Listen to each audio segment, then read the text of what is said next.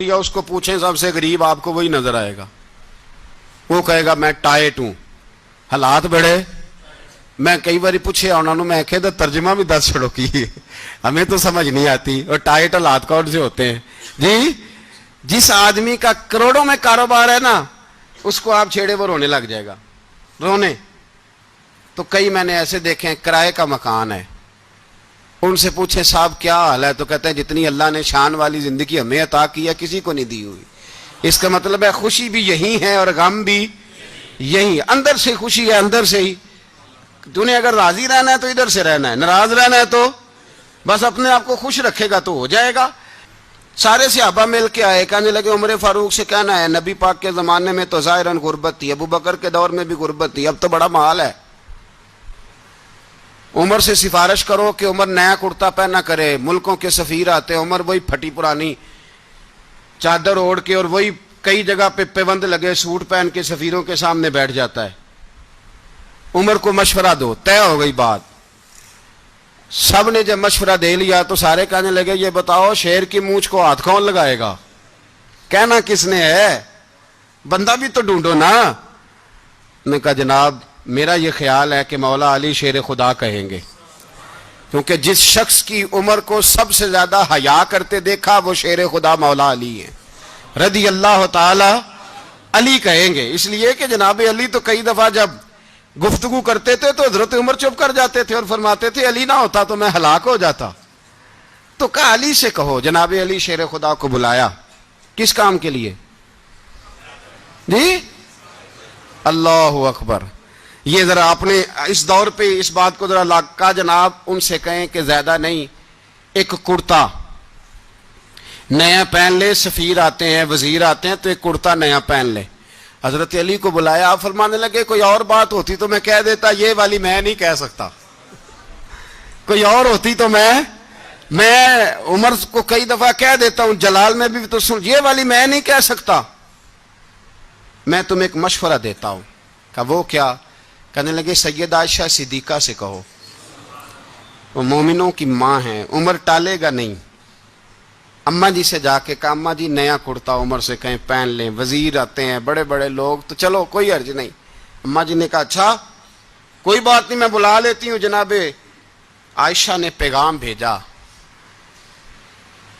जब खादम ने कहा ना मुस्तफा के घर से पैगाम आया है, तो 20 लोग बैठे थे। उमर कांपते हुए उठे, कांपते दौड़े। हजरत आयशा पर्दे में थी तो फरमाती हैं उमर अत्ताहियात की हालत में बैठ गए। कहा अम्मा जी देर तो नहीं हो गई मुझे आने में? कहा नहीं टाइम पे आ गए हो। किस लिए बुलाया था? कहा उमर देखो गुर्बत के मामलात और होते हैं, जब अल्लाह आसानी दे तो कोई चीज़ इस्तेमाल करना हराम नहीं होती, अगर हराम है तो बताओ। कहा नहीं अम्मा जी हलाल ही है।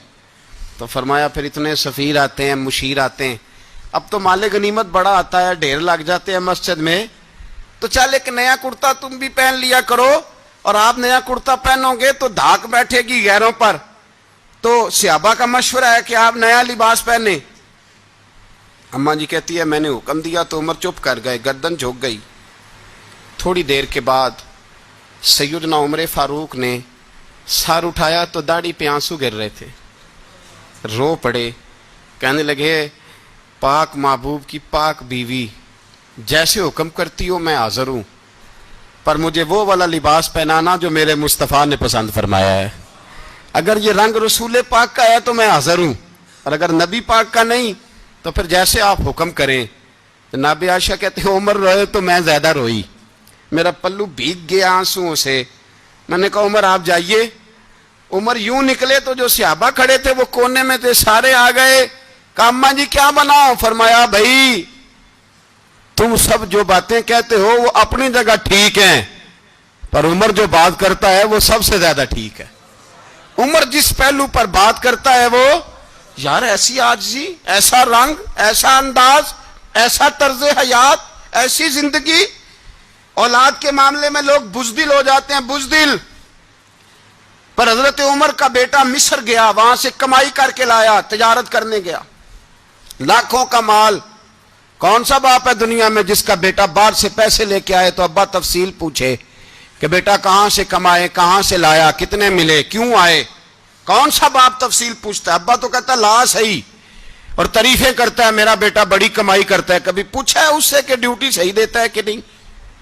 کبھی پوچھا ہے کہ تو ایمانداری کی روزی لاتا ہے کہ حرام کی کماتا ہے؟ یہ باپ کی ذمہ داری ہے, یہ اماں کی ذمہ داری ہے. پھر کہتا ہے بیماری کیسے آ گئی, پریشانی کیسے آ گئی, تو نے کبھی سوال کیا اپنی اولاد سے؟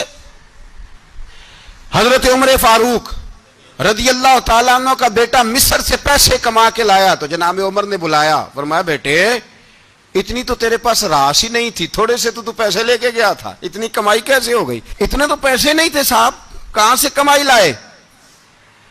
اس نے کہا ابا جی وہ جو میرے چچا ہے نا مصر کے گورنر, آپ کے دوست, انہوں نے میری مدد کی ہے. فرمایا جتنے لوگ گئے تھے سب کی ہے مدد اس نے؟ کہا نہیں صرف میری کی. فرمایا تیری کیوں کی؟ تیری کیوں کی؟ کہا حضور آپ کے دوست ہیں. فرمایا چپ کر,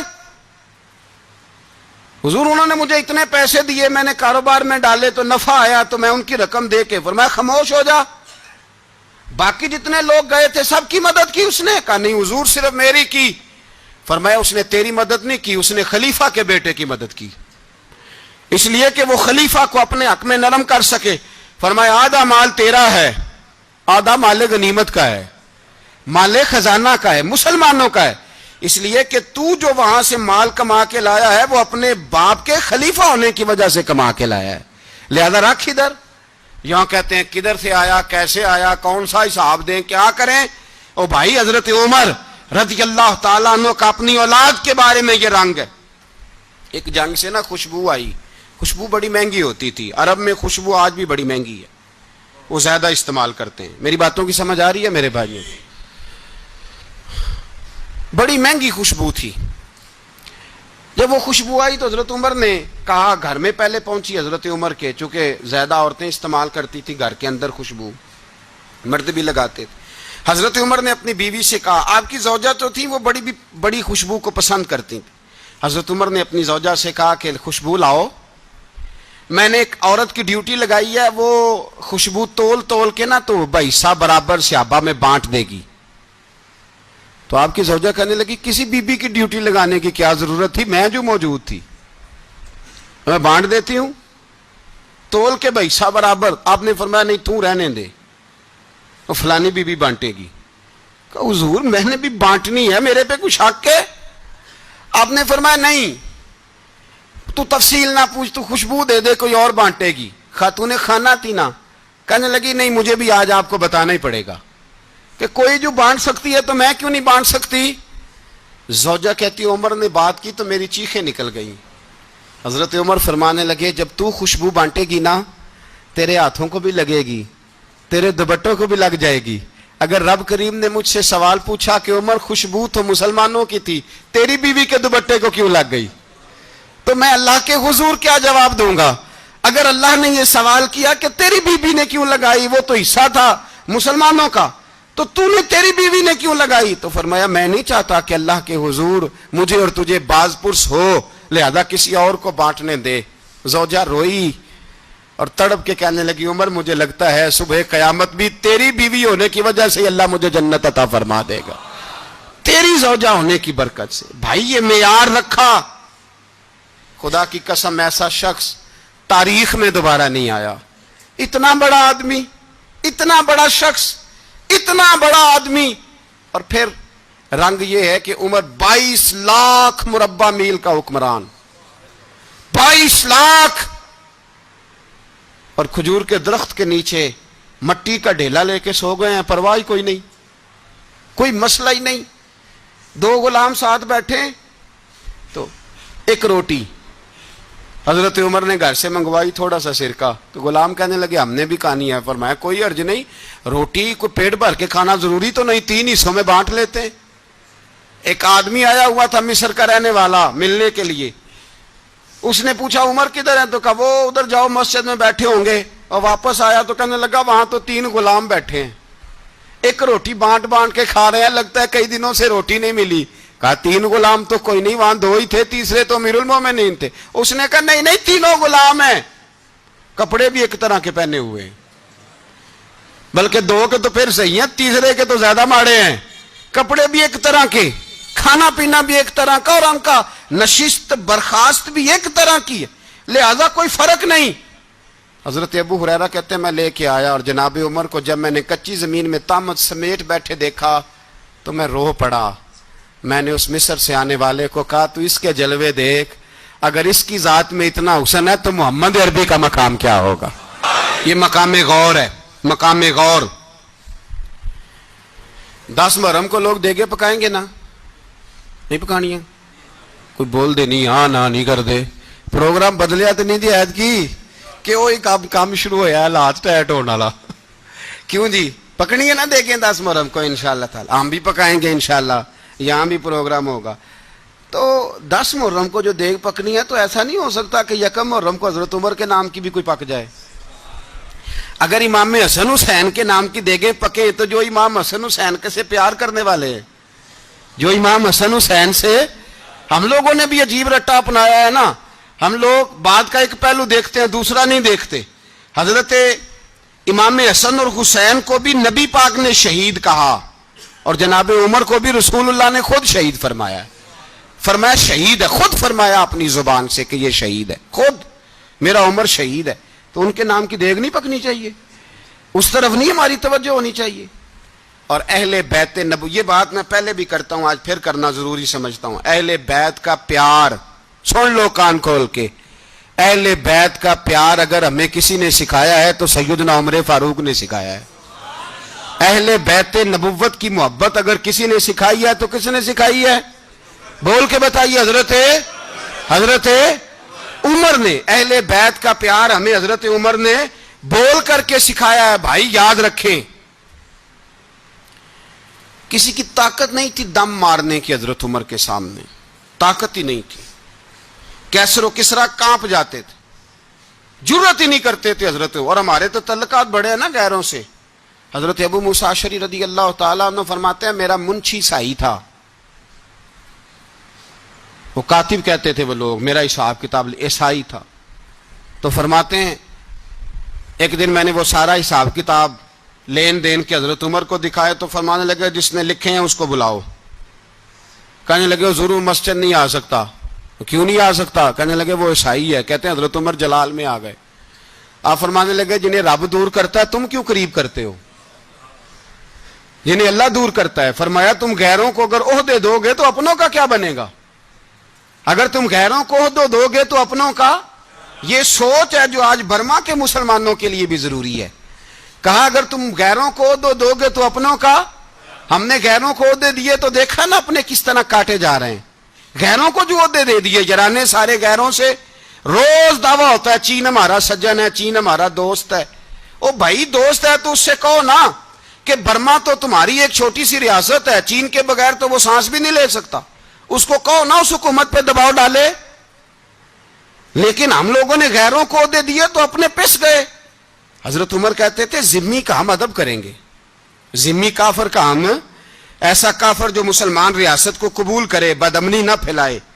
ایک آدمی کو آپ نے دیکھا آنکھوں سے نابینا ہے اور بھیک مانگ رہا ہے. تو حضرت عمر کو نظر آ گیا. فرمایا کون ہو؟ اس نے کہا میں یہودی ہوں. فرمایا بھیک کیوں مانگتے ہو؟ کہا جب تک تندرست تھا مسلمانوں کو جزیہ دیتا تھا، بوڑھا ہو گیا ہوں کیا کروں. حضرت عمر نے گھوڑے کی پشت پہ بٹھایا کافر کو، گھوڑے کی پشت پہ بٹھایا اور بٹھا کے مدینے لائے. حضرت علی شیر خدا وزیر خزانہ تھے. فرمایا علی اس کا وظیفہ جاری کرو. کہا یہ کون ہے؟ فرمایا یہ یہودی ہے لیکن یہ ہمیں جزیہ دیتا رہا، بوڑھا ہو گیا بیچارہ، بھیک مانگنے پہ مجبور ہے، ہماری حکومت کے اندر رہتا ہے، اس کا پورا وظیفہ جتنا خرچہ اتنا وظیفہ لگاؤ. حضرت علی کہتے ہیں میں وظیفہ لگا رہا تھا اور وہ میرے نبی کا کلمہ پڑھ رہا تھا، وہ رسول اللہ کا کلمہ پڑھ رہا تھا. یہ مزاج، یہ نہیں کہ کافر. حضرت عمر نے گورنروں کو خط لکھے تھے کہ زبردستی کسی کو مسلمان نہیں کرنا، جہاں ان کی عبادت گاہیں بنی ہو گرانی نہیں، کوئی مندر کوئی گرجا ضائع نہیں کرنا. اسلام سب کو جینے کا موقع دیتا ہے، پر بے ایمانو ظالموں بدذاتوں تمہیں یہ کہتا ہے کہ ہم تمہیں جینے کا موقع دیتے، تم بھی مسلمانوں کو جینے کا موقع دو.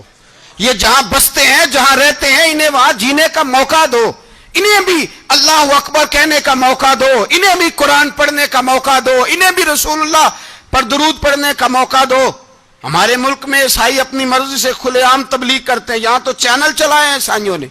کسی مذہبی جماعت نے کبھی جلوس نکالا ہے کہ عیسائیوں کا چینل بند کرو؟ بولے نکلا ہے کہ نہیں نکلا؟ کتنے ظلم کی بات ہے. ہم جب غیر کو اتنا تحفظ دیتے ہیں. ہم نے دیکھا ہے, مجھے 20 لوگوں نے عید پہ ٹیلی فون کیے کہ عیسائیوں کو قربانی کا گوشت دے لیں. مجبور ہیں جی, دروازے پہ آ گئے ہیں, ہمارے کام کاج کرتے ہیں. 20 لوگ, عام آدمی کے دل میں ان کا اتنا جذبہ ہے. وہ مسائل کا بیان کرنا ایک علیحدہ بات, لیکن ہمارے دل کافر کے حق میں بھی نرم ہو جاتے ہیں. تم کس قدر زیادہ بےایمان ہو اور کفر کس قدر زیادہ ذلیل ہو گیا ہے کہ مسلمان کے حق میں نرم ہوتا ہی نہیں. اور اس سے بڑے ذلیل وہ ہیں جو ان ذلیلوں کے سپورٹر ہیں. وہ کسی عرب ملک کے حکمران ہو یا کسی اور جگہ کے, وہ بڑے ذلیل ہیں جو ان ذلیلوں کے سپورٹر ہیں, جو برما کی بچیوں کے قتل پر اپنی حکومتیں چمکا رہے ہیں. انہیں شرم نہیں آتی. اس قدر مسلمان تڑپا ہے, لیکن ان بے غیرتوں کو ذرا ہوش نہیں آئی. اور یہ ان کے کماش, ان کے دلال جو ہر جگہ ان کی سپورٹ کر کے اپنی حکومتیں قائم کرتے ہیں, بے ایمانوں کو پتہ نہیں کہ کب ان پر اللہ کا عذاب اترے گا اور کس طرح ان کے پرخشے اڑیں گے. تمہیں اپنی ذلت اور رسوائی نظر نہیں آ رہی کہ زمین کس طرح تمہارے لیے تنگ ہو گئی ہے؟ اس سے زیادہ اور تمہاری رسوائی کیا ہوگی؟ ڈرو اللہ سے. اور یہ تو دنیا کا عذاب ہے. ان بطش ربک لشدید. میرا رب کہتا ہے قیامت تو قائم ہونے دے. اتنا سخت تیرے رب کی پکڑ ہے, اتنی کسی دوسرے کی ہو سکتی؟ یاد رکھیں اور تھوڑا احتیاط کریں. ہم سب لوگ بھی, جو ہم لوگ آدھی زبان بول کے بھی ان کی سپورٹ کرتے ہیں, اب شرم آنی چاہیے ہمیں ان حکومتوں کی سپورٹ کرتے جو مسلمانوں کی لاشوں کے اوپر حکومتیں قائم کرتے ہیں. شرم آنی چاہیے. بہرحال بات دور نکل جائے گی اور میں اپنے مضمون پہ رہتا ہوں. اہل بیت کا پیار اگر سکھایا ہے تو جناب عمر نے سکھایا ہے رضی اللہ تعالی عنہ. امام حسن ملنے, آپ یقین کریں میں جب اس واقعہ کو پڑھتا ہوں تو میرا دل جھوم جاتا ہے. میں کہتا ہوں یار, ڈاڈا ہونا اپنی جگہ پہ, عشق ہونا اپنی جگہ پہ, انسان کا باوقار ہونا اپنی جگہ. جہاں کھڑے ہونا تھا وہاں یہ کھڑے ہوتے تھے, اور جہاں جھکنا تھا وہاں یہ. ان لوگوں میں اقبال نے کہا تھا تیری نگاہ ناز سے دونوں مراد پا گئے, عقلِ غیاب و جستجو, عشق حضور و اضطراب. جہاں اگر آیا ہے سامنے کیسر و کسرا تو عمر جیسا دلیر کوئی نہیں. اگر سامنے آیا ایران کا بادشاہ تو عمر جیسا تگڑا کوئی نہیں. اگر آیا ہے سامنے غسان کا بادشاہ تو عمر جیسا عادل کوئی نہیں. لیکن اگر علی کا بیٹا آیا ہے, اگر فاطمہ کے لال پارے آئے ہیں, تو پھر فاروق اعظم سے جیسا محب کوئی نہیں, پھر ان سے جیسا پیار کرنے والا کوئی نہیں. اندر بیٹھے ہیں جناب عمر, اندر تنہائی میں کچھ وزیروں سے گفتگو ہو رہی ہے, میٹنگیں جاری ہیں. آپ کے بیٹے ملنے آئے جناب عبداللہ ابن عمر. ابا جی ملنا ہے. بات ٹھہرو, بات کر رہا ہوں, کوئی نہ اندر آئے. صاحب زیادہ باہر کھڑا ہے. تھوڑی دیر گزری تو امام حسن بھی آ گئے. کون آئے؟ آپ کو جو ملے گا امام صاحب کا نام لینے سے, وہ سردار ہیں جنتیوں. کون آئے؟ سارے بولیے.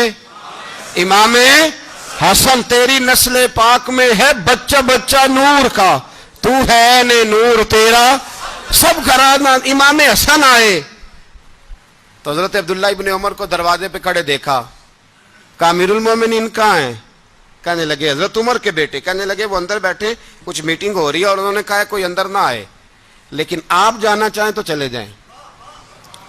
آپ جانا چاہیں تو, تیری نسل پاک میں ہے بچہ بچہ نور, آپ جانا چاہیں تو چلے جائیں. تو انہوں نے کہا جب آپ باہر کھڑے ہیں تو مجھے کوئی اتنا ضروری کام نہیں, اور ابھی زور کی نماز تھوڑی دیر میں ہوگی, میں مسجد میں مل لوں گا امیر المومنین سے. یہ بات کہہ کے امام حسن چلے گئے. یار اتنی بڑی بات نہیں تھی, اتنی بڑی بات نہیں تھی.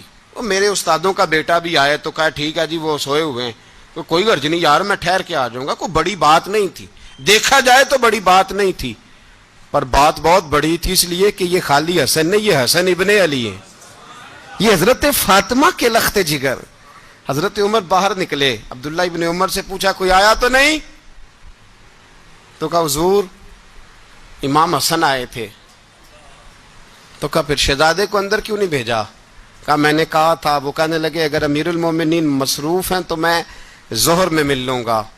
حضرت عمر رونے لگے. فرمایا بیٹے تو نے اچھا نہیں کیا, پھر مسجد نہیں گئے, سیدھے امام حسن کے دروازے, دستک دی. امام حسن باہر آئے, کہا شہزادے آئے تھے تو ملے کیوں نہیں؟ تو امام حسن کہنے لگے حضور آپ کا اپنا بیٹا دروازے پہ کھڑا تھا, آپ کا اپنا بیٹا دروازے پہ کھڑا تھا, اور منع بھی کیا تھا آپ نے تو میں زور میں مل لیتا.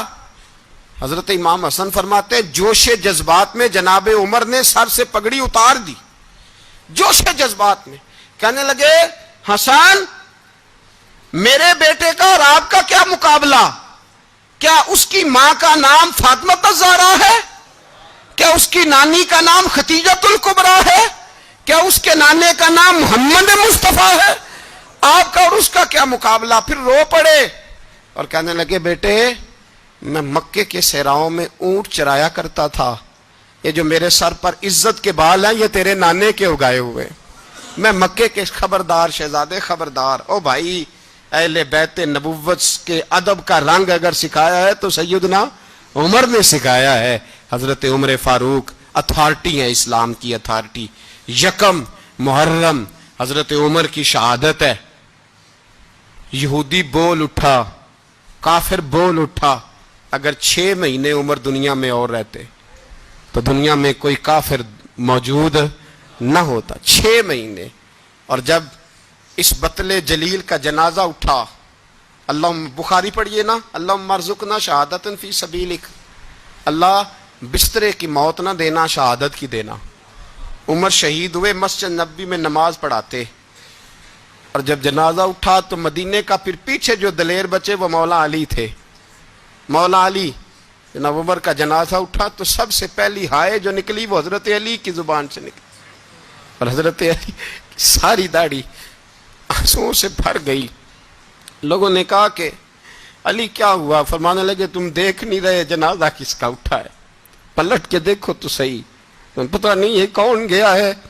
کہ حضور کیا ہوا؟ آپ فرمانے لگے عمر اس طرح کے کام کر کے گیا ہے, اب ان کے رستوں پہ کون چلے گا؟ کون اس کے جگر راہ وفا میں؟ میں نقش ایسے چھوڑ آیا ہوں, میں جس منزل سے گزرا ہوں وہ اب تک یاد کرتی ہے. حضرت علی حضرت عمر کے جنازے پہ کھڑے ہو کے کہتے ہیں اللہ مجھے اس طرح کے عمل کرنے کی توفیق دے جس طرح کے عمر کر کے گیا. میرے بھائی بطل عزیز, بطل حریت حضرت عمر رضی اللہ تعالیٰ عنہ جو اپنی زندگی انقلاب والی گزار کے گئے.